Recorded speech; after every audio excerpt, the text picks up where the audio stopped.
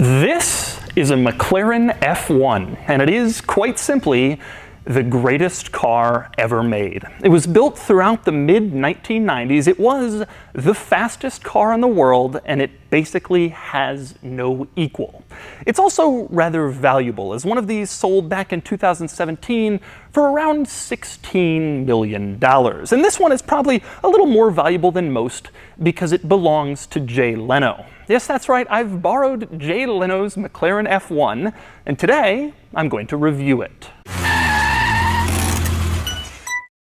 To start, I should mention that you can check out Jay Leno's Garage on YouTube, which is a fantastic show where Jay checks out a lot of cool cars that I could never get my hands on, and sometimes he shows off cool stuff with his own cars as well. You can also check out Jay Leno's Garage on CNBC, which is also a fantastic show where Jay does cool stuff with all sorts of cars because Jay Leno lives the car enthusiast dream. And this car might just be the best example of that. The McLaren F1 is generally considered to be one of the all-time greatest cars. Many car enthusiasts consider it to be the single greatest car ever made.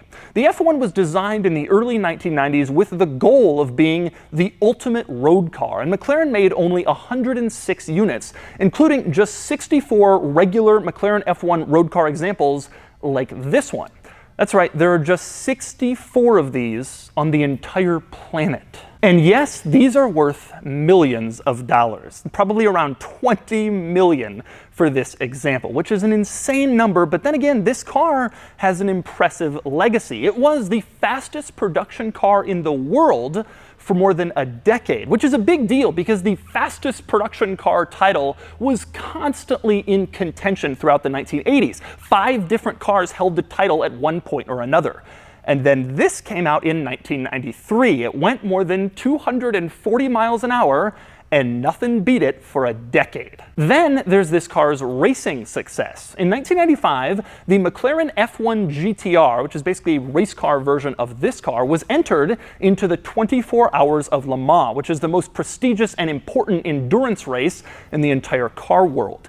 It won outright, beating out purpose-built race cars, even though it was essentially just a racing version of a road car that came with turn signals and a license plate. It was incredible. And of course, there's a lot more to it than that. This car has a 620 horsepower BMW V12. It has 3 seats. It has gold in the engine compartment. It has a modem, and today I'm going to show you all of it. First, I'm going to take you on a tour of this car, and I'm going to show you all of the quirks and features of maybe the greatest car ever made. Then I'm going to get it out on the road, and then I'm going to give it a DougScore. And for more of my thoughts on the F1, click the link below to visit autotrader.com/oversteer, where I've also written a column about what it's like to spend the day with Jay Leno's McLaren F1.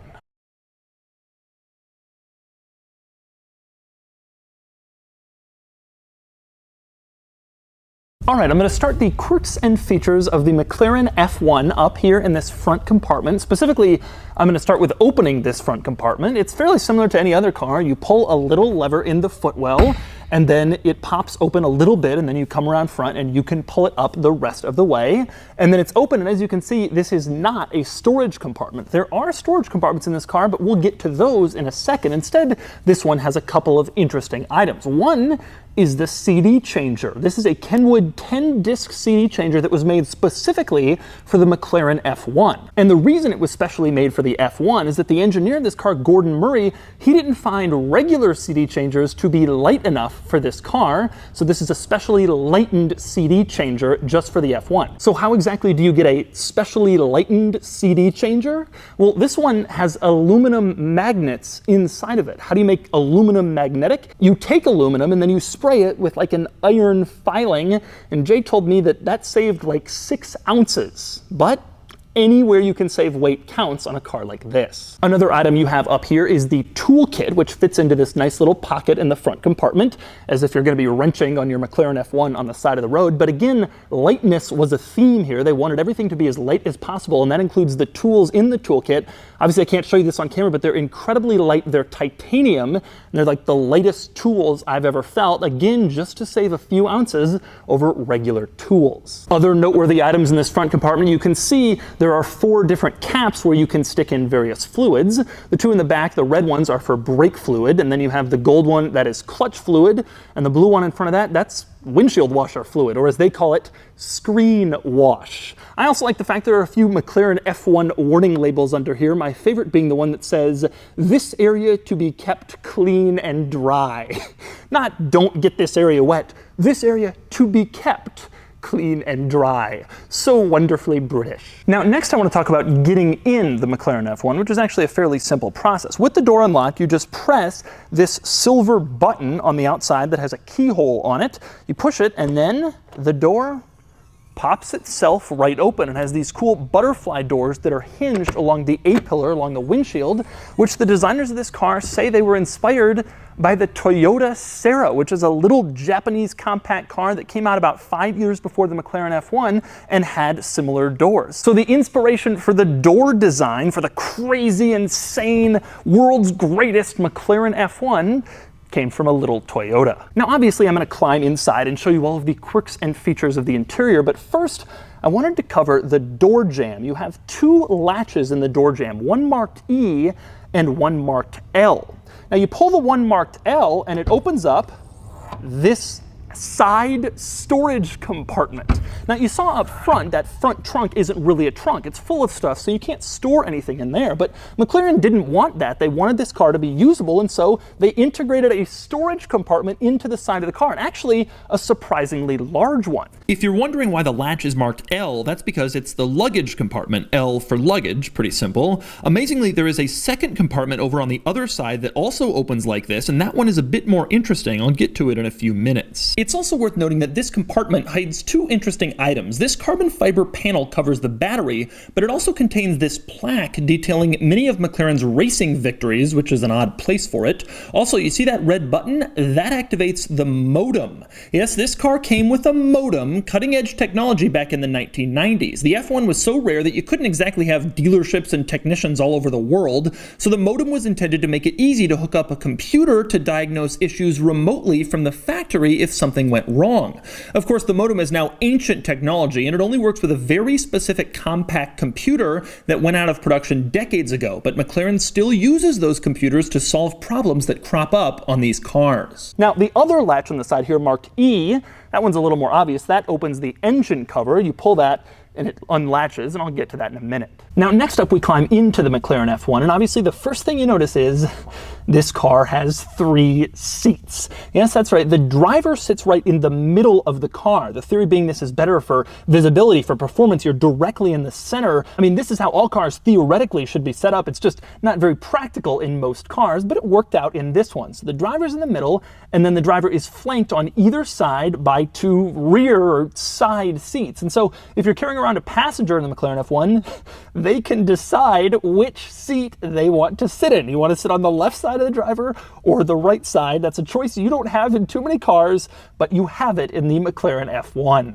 Now, obviously, this improves practicality since you can carry one more person than basically any other supercar that has ever existed. And when you combine it with those little storage compartments on the side, this is actually a relatively practical car. Jay also told me that sitting in the middle seat here, you have pretty good visibility because you're so far forward in the car that you're basically in front of the A-pillars, so they can't hide like pedestrians and crosswalks and you can't see them. And also sitting in this position basically means you're so far up, it gives you the opportunity to sort of like dart around. You're one of the furthest forward things in this car, as opposed to a lot of vehicles where there's a big long hood in front of you that you have to contend with. It's an interesting idea. It hasn't been repeated since, but the McLaren F1 is famous for it. Now, speaking of the seats, there's a lot to say about the seats in this car, starting with the fact that they don't move. When you buy a McLaren F1, even though this car is 20 plus years old, the factory still measures you, and then they go through and fit the seat perfectly to your size and your specifications. So the seat is in place.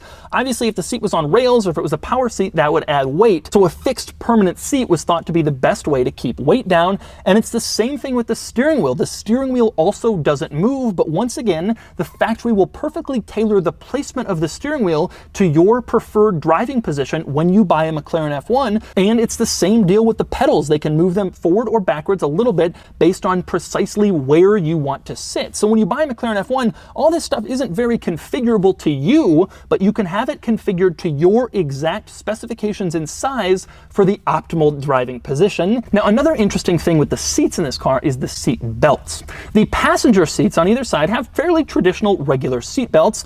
On the left side, what would be normally the driver's side, the seat belt comes out from the left side of the car. Over on the passenger side, the right side, it comes out from the right side of the car. Fairly standard, fairly simple. In the middle, it's a little bit different. There are essentially two belts, one on the right side of you and one on the left side, and you put them together and then you're belted in. But it's worth noting this car doesn't have like a racing harness or a 6-point belt. It is just a standard regular car seat belt. It's just a little bit different than normal because of the center seat setup and the fact that there's no pillar directly behind the seat where you can mount the belt. Now, once you're seated in this car, the next thing you're wondering is, okay, well, how do you close the door? It's all the way over there. How do you do it? As it turns out, the door pulls in this car are on the roof of the door. The door curves a little bit over the roof, over the passenger seats, and you grab one of those door pulls, and that is how you pull the door closed. It's actually pretty easy, even if you're sitting in the center seat. It takes a little bit of a reach, but you can get there. Of course, your next question is, how do you open the door? How do you get out? Because if you look at the door panel, there isn't a door handle on the door panel. So how do you get out of this thing? Well, it turns out McLaren integrated the interior door latch into the base of the passenger seat. So you pull up on this metal latch, and that's what releases the doors. It's kind of hidden down there. I never expected the door latch to be in the seats, but it is in this car. And actually, it makes sense. You pull it, the door opens, and you climb out. One other item integrated into the base of those seats, you can see next to the door latch, there is a little storage pocket, again making this car just a little bit more practical than you would expect from a standard supercar. Now, because the seat is in the middle, that gave McLaren the opportunity to kind of flank the driver with controls, to put some controls on either side rather than having one big center control stack that's just full of buttons, and they took that opportunity. There's still legroom for the passengers on either side, but there are also these little carbon fiber tunnels that flank the driver's seat on either side with controls. And we'll start over on the left, and that's where you have the parking brake. You can see it's just a fairly standard parking brake. You pull it up to engage, you put it down to disengage. Now, next to the parking brake over here, you also have the stereo controls, which are fairly standard stereo controls. You have the one at the top is power and volume. You also have bass and treble, which are little dials that you can turn. Seems pretty normal, except there's one rather genius control in this car, and that would be, you can see below the volume dial, there's a dial for plus and minus. So what is that for? Well, it changes either the disc or the track depending on your preference. You see, the button below it toggles either the disc or the track. If you have it up, you have the disc on, and then when you twist the little plus minus dial, it changes what disc you're listening to. If you have it pushed in, then you're changing the track, and then when you adjust the little plus or minus dial, it changes the track you're listening to. It's actually kind of a brilliant idea, and it saves them from having to put in separate dials to change the disc and to change the track. Now, over there in this little switch compartment, you also have just the power window switch, the regular old power window switch. Push it up or down, the window rolls up or down. Pretty simple. Now, next up, we move on to a couple of interesting things that happen when you put the seat in the middle, and I'm going to start with the rear view mirrors. Now, this car has a giant air intake over the roof that brings air into the engine, and so the back window is actually separated into two pieces. There's one on the left, and there's one over on the right. So you have two separate back windows in this car to look out, and in the middle, where that air intake goes into the engine, you don't have a back window at all. Now, this would normally cause a problem, but McLaren has come up with a genius solution. It has two rear view mirrors, one for the back window on the left and one for the back window on the right. And so you can always look behind you, but instead of in a normal car where you're looking at one rear view mirror, in this car, you're looking at two. You also have two dome lights. You can see there's a dome light over on the left and a dome light over on the right. Double the dome lights in the McLaren F1. Who knew? Now, with that said, even though you have two rear windows and two dome lights and two mirrors, there's one thing you can subtract by putting the seat in the middle, and that would be the sun visors. You only need one, and so this car has only one sun visor mounted in the middle, flanked on both sides by rear view mirrors. There's only one car set up like that. Now, next up we move on to the gauge cluster, which has 3 buttons on either side of the cluster. Over on the left, you have a button for the defogger, you have a button for the fog light, and then you have a dial that you can turn, and that puts the car in high downforce mode. I try not to get too technical in these videos, but I'm told that that turns on some fans underneath the car which improve downforce, and it looks like it may have some effect on the rear wing, which moves just a little bit. Now, over on the right of the gauge cluster, you have 3 more buttons. One is the headlights. Simply turn them, turn on the headlights. Then you have the hazard lights, and then you have the windshield wiper dial that you can turn to adjust the speed when you have the wipers on intermittent. Now, speaking of the windshield wipers, this car has a standard windshield wiper stock and a turn signal stock coming out of the steering column, and I say standard because they're actually pulled from BMWs of this era. This is the same turn signal and wiper stock you would find in a lot of BMW models back then, which is crazy to me, but BMW provided the engine, and these things aren't cheap to make, so McLaren must have asked BMW for help with the wiper and turn signal stocks as well. Next, we move on to the steering wheel, which is fairly small. You can see the center says F1 V12, and the steering wheel has some unusual controls. To the right of the center, you can see the horn icon, but you don't push it to sound the horn. Instead, you reach behind the steering wheel and pull a little paddle, and that's how you honk the horn in a McLaren F1. And just in case you want to know what it sounds like, meanwhile, over on the left side of the wheel, same story. You can use the turn signal stock to flash the high beams. But if you want to turn them on for more than just a flash, there's a paddle to the left side of the wheel where you can do that. Press the paddle and the high beams go on. A different use of steering wheel paddles than what we're used to. Now, as for the gauges themselves, they're actually fairly standard. Over on the left, you have fuel, oil temperature, water temperature.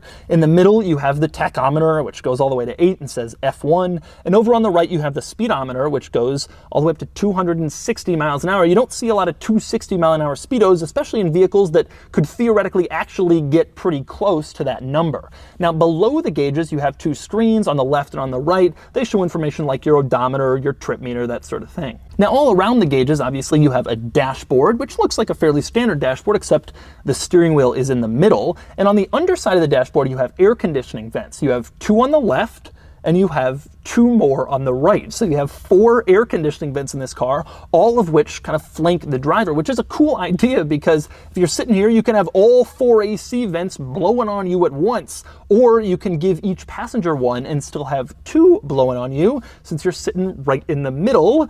One other benefit of the center seat. Now, next up, you're probably wondering how you turn this thing on, so we'll get to that. There's a little plaque over here on the right that says F1 McLaren, and it shows the serial number of your exact McLaren F1. It also has the key slot. You stick the key in there, and then you twist it, and then you're not done. You have to flip up this little cover, and there is a little red button. You press that button, and that fires up the engine, gives it sort of a fighter plane kind of feel every time you turn on your McLaren F1.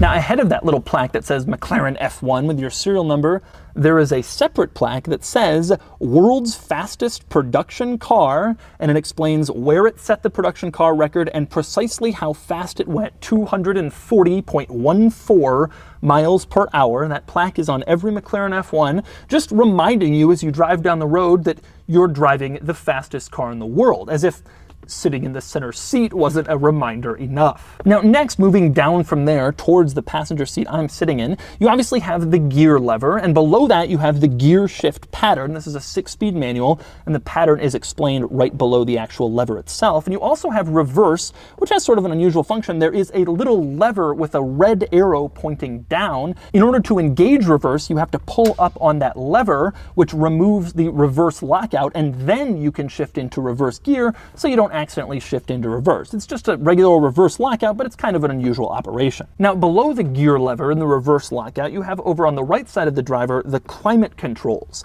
You can adjust the temperature, you can adjust the fan speed, you can turn on or off recirculating air. There are also 2 other buttons in that little switch panel. One of them says light, that turns on the dome lights. So if you ever wondered how to turn on the dome lights in a McLaren F1, it's that little button there. Over to the right of the light button, you have a button marked lock. That power auto locks the doors. the McLaren F1 has automatic locks, and that's how you do it. Now, below all the climate controls and those buttons, you have another window switch. Obviously, this controls the window over on the right side of the car. And then you have power mirrors, and that's the power mirror control for the McLaren F1. Who knew? This car doesn't have floor mats, but it has obviously this very custom carpeting that perfectly fits the McLaren F1. So you have the passenger footwell and you have the driver footwell all fully carpeted, and it looks very nice and it fits very well. And next up, we move around back in the McLaren F1 and we move on to the engine. And specifically, I want to talk about opening up the engine compartment. Now, I mentioned earlier that you can do that by pulling the little latch in the door jamb marked E. That opens the engine compartment, but it's actually kind of more interesting than that because you have one of those latches on either side, on either door jamb. So just like you can choose which side of the McLaren F1 you want to get in, you can also choose which side you want to use to unlatch your engine compartment. But once you've done that, you've pulled the little E latch, it gets to this position, and then you open it up carefully, and that reveals the glorious BMW V12 under the hood. Like I mentioned, 620 horsepower, and this is a very special engine. BMW didn't put this engine in any other road car. It was just the McLaren F1, and it was effectively developed solely for the McLaren F1. The BMW 850 CSI shares a somewhat similar base design, but basically everything else was custom built just for this car by BMW. And it's essentially a racing engine because this engine, with only a few modifications, is what McLaren ended up putting in the F1 GTR race car, which won Le Mans. And then BMW took this engine and modified it slightly and put it in its own race cars that competed at Le Mans and other endurance races. So this is a pretty serious engine, effectively a race engine in a road car. Now, you might be wondering, how did the McLaren F1 end up with a BMW engine? Apparently, the engineers, the designers at McLaren, wanted Honda to make the engine. When developing the F1, they were benchmarking cars like the Lamborghini Countach and the Ferrari Testarossa. And then apparently one of the designers of the car drove the Acura NSX. That car made a huge impression on the McLaren team because it was so balanced and composed and so fun to drive without being overpowered and crazy like a lot of other exotics at the time period. So the McLaren team approached Honda and said, will you please build us an engine to put into our supercar? And Honda didn't want to do it. And so after a couple of times trying to convince Honda, McLaren eventually went to BMW, who did build the engine. Now, next up, a couple of other interesting items in the engine compartment. I want to start with possibly the most unusual. That would be the back windows. Now, I showed you earlier the back windows are split in two, but something I didn't realize is the engine compartment cover has its own two back windows. So that means the McLaren F1 has 4 back windows. There are 2 at the back of the passenger compartment, and then there are 2 more on the actual engine lid itself. So there are 4 rear windows in this car, matching the 4 climate control vents. Other interesting items, you can see it says BMW M Power right there on the engine, printed right next to McLaren, reminding everyone it was a BMW powertrain in this vehicle. And you can also see how the roof scoop, where it sucks in air and it brings the air into the engine. You can kind of see the workings of that with the engine cover up. You can also see the engine lid is held up by one single hydraulic strut. The truth is, this is carbon fiber. It just really isn't all that heavy, and so you don't need anything more than that one single hydraulic strut in the middle. Now, the other interesting item back here, something I didn't really realize, is the fact that this car has 2 engine covers. You see the one that's open currently, but there's also a second one, this one here. Now, the smaller one can only be opened once the bigger one has been opened. The bigger one keeps the smaller one in place, and the smaller one only really covers the exhaust. And this part of the car gets really, really hot. And so there was some fear about the heat damaging the carbon fiber. At the time, this was the very first fully carbon fiber vehicle. And so McLaren was wondering, how do we keep the heat separate from the carbon fiber? They didn't know what to use as a heat shield. They settled on gold. That's right. This material in here is not just something that looks like gold. It is actual gold designed to keep the heat inside this engine compartment and away from the body of the car, damaging the rest of it. And so every single McLaren F1 has 0.8 ounces of gold under the hood acting as a heat shield.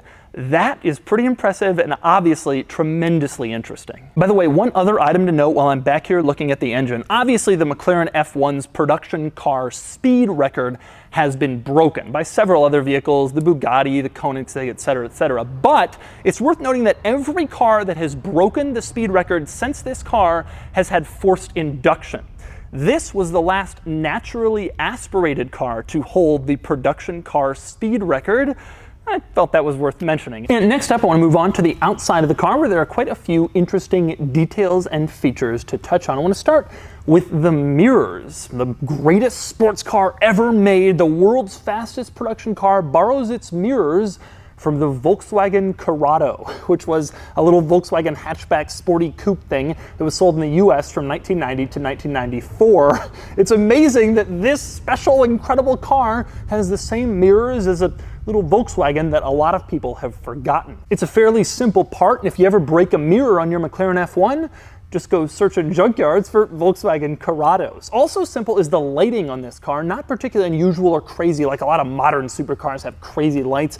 See, the front lights are just lights, and in back it's even simpler. You got a brake light and you got a turn signal. There's really not all that much to it. The wheels are also fairly simple, just regular old 5-spoke 17-inch wheels, no crazy design, nothing particularly weird about them, although they are center lock wheels, which was a little bit unusual even with exotic cars back in the McLaren F1's day, but it's becoming more and more common on exotic cars and sports cars today. With that said, even though the wheels aren't particularly special, I want to draw your attention to the McLaren F1 valve stem caps. Yes, it has unique valve stem caps. They say F1 on them.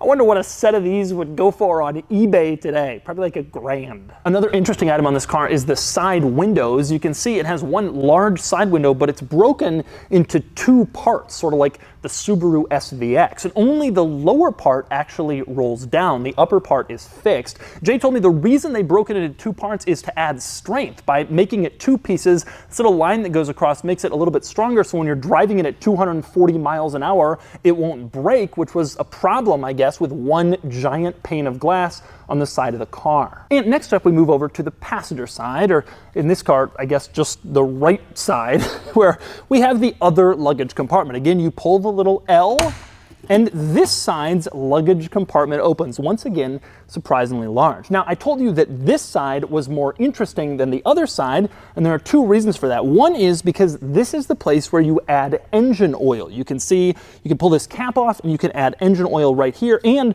there's a little warning label that says, check oil level immediately after running engine. So every time you drove this car, McLaren intended for you to check the oil, which is not a common procedure in a lot of cars, but this is not a lot of cars.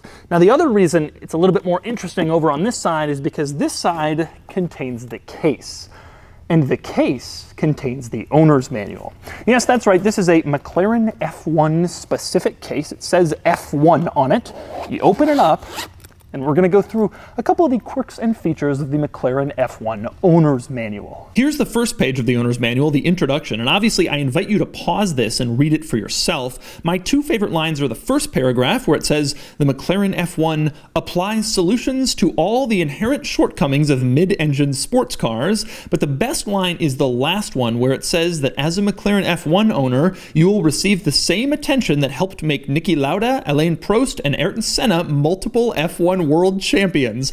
That's pretty cool to see. Moving on, you can see the owner's manual is pretty simple, but it's full of these very cool hand-drawn depictions of things, which I just love, and I'll turn through a few pages so you can check them out. While I'm doing this, it's worth noting that the F1 also came with its own special wristwatch, which Jay told me that he still has, kind of the ultimate watch for people who know.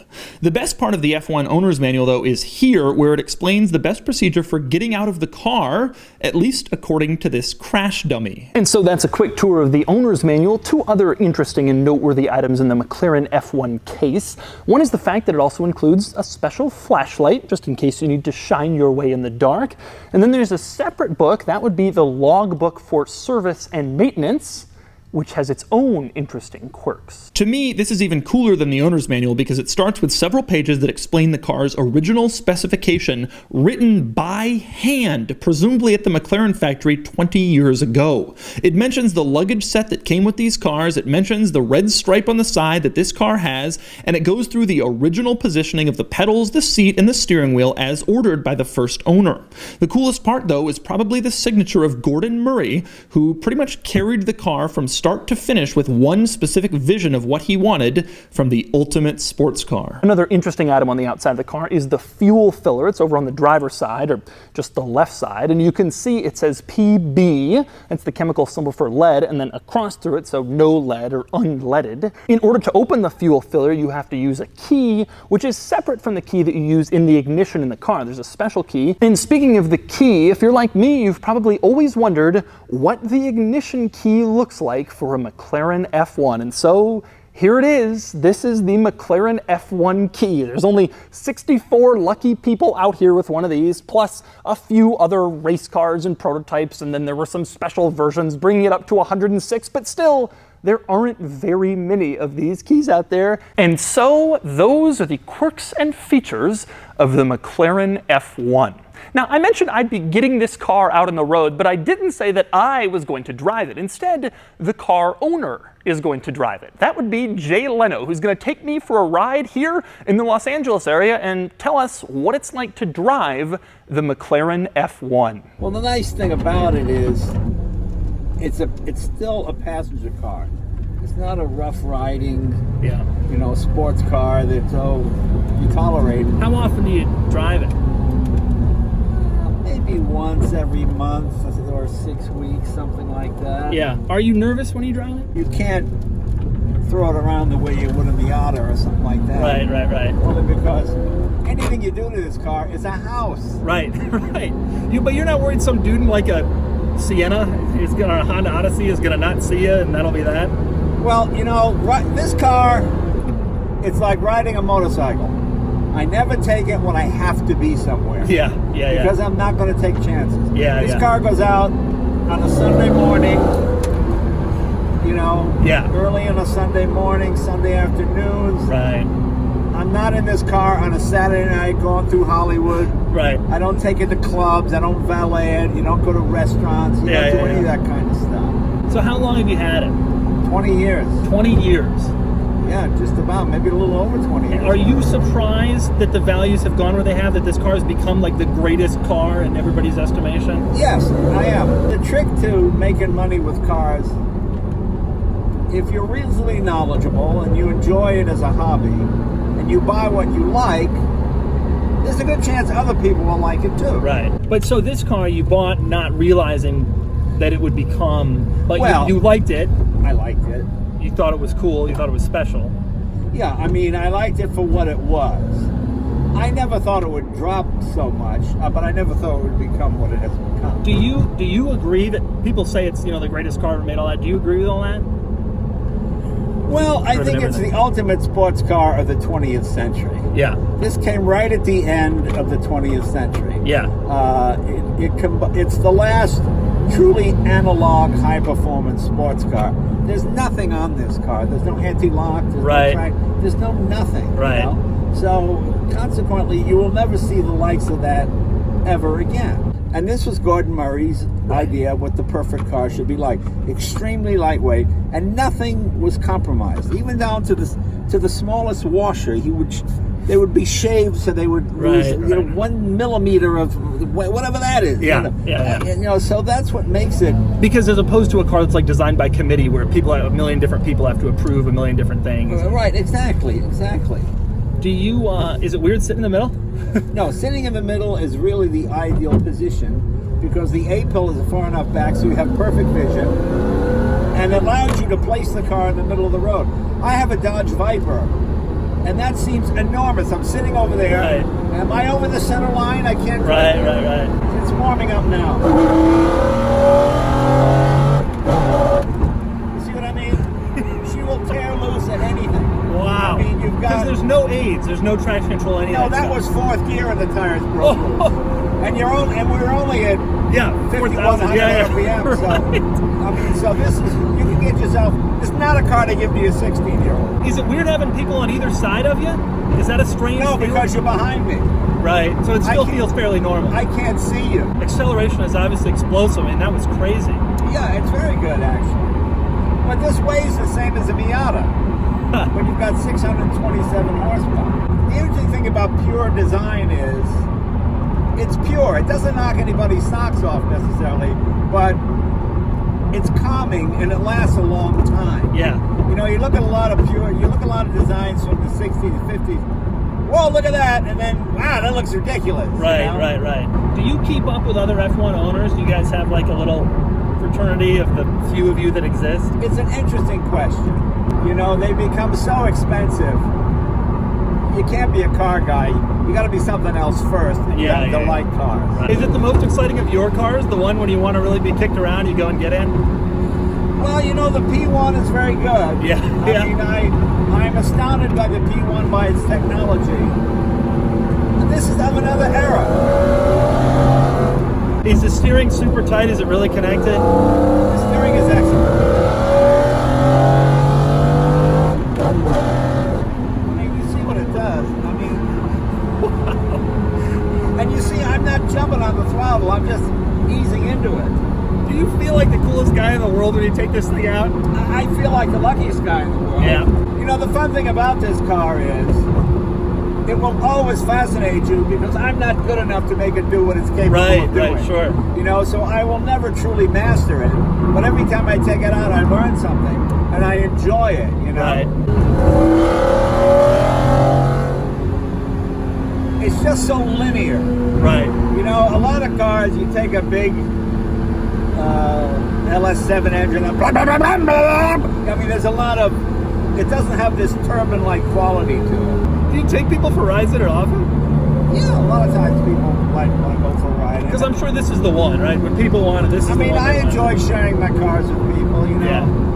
Sometimes you get a lot of grief on the internet. Oh, you show. I don't know. I mean, when I was a kid, I would have loved to have gotten a ride in something like this. Totally. You know? I mean, my favorite story, just started doing the Tonight Show. I got a letter from a 12-year-old kid. Dear Miss Leno, can you help me? I told my friends that you were my uncle. On weekends, we go for rides in your Countach, blah, blah, blah. Could you drive me to school one morning so my friends will think you're my uncle? Well, okay, right away the kid's a liar. But I was I found the story so funny. So I called his house, I spoke to his parents, and I said, yeah, I'll do that. So I go out to his house and pick him up, you know, and we wait until the school buses, the kids are unloaded, and we pull up and the door opens and you get this friend says, hey, I'll see you tomorrow, Timmy, whatever. Okay, Uncle Jay, thanks a lot. Blah, blah. Well, you know that kid's going to buy a Countach as he gets enough money. Right. Whenever he hits it or makes it big, whatever his field is. How has maintenance been? You work on it in the shop. It's not inexpensive. It's no Camry. No. But your guys feel comfortable doing it, and it's not a... We do oil changes, the usual maintenance. Yeah. Have you had McLaren fly out to do stuff to it, or? Yeah, there's a guy named Penny. He's fantastic. I've been one of my third, and you see it'll pull.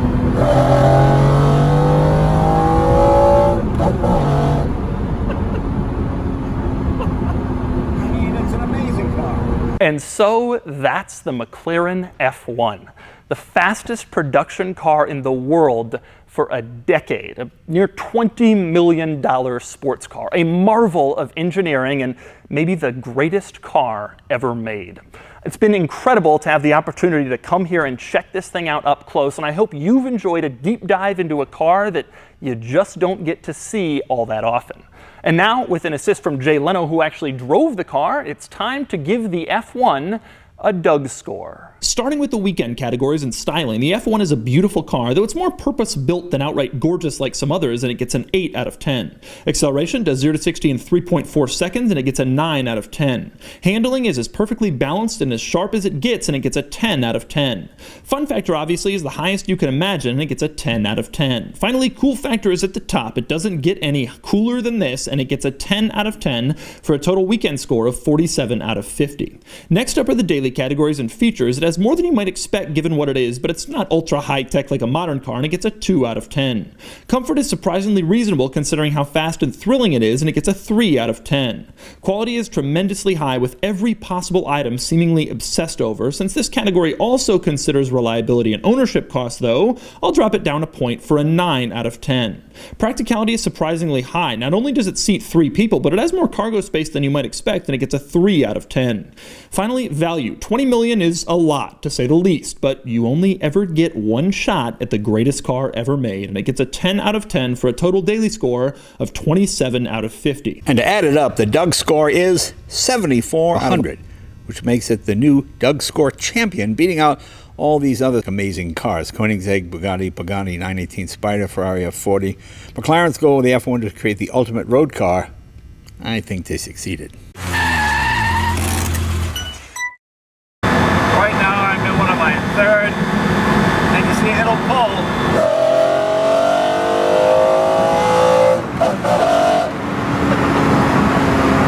I just can't believe you drive it around. I mean, it would just scare me so much given the value of it. Yeah, it is scary. Yeah, it is scary. Just even if you're the best driver in the world, you know, that guy might not be. One thing you don't want to do is take like a YouTube journalist out in heavy traffic in LA at like 5 o'clock. That's like the worst thing you could do with a car like this, because something terrible will happen.